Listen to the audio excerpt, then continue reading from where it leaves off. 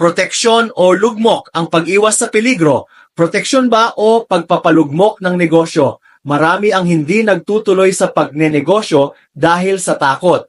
Gusto ng iba ang sigurado, may sahod, may benefits, may oras ng trabaho. Totoo, ang pagiging empleyado ay may dalang seguridad. Regular ang kita, mababa ang risk, may benepisyo. Pero ang tanong, hanggang kailan ka magpapasaya ng boss mo?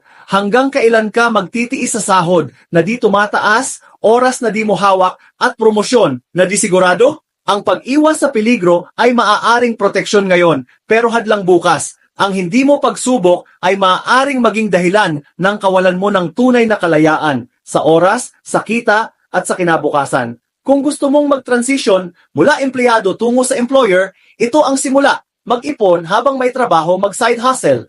Online, freelance, maliit na negosyo. Pag-aralan ang skills at market, humanap ng mentor.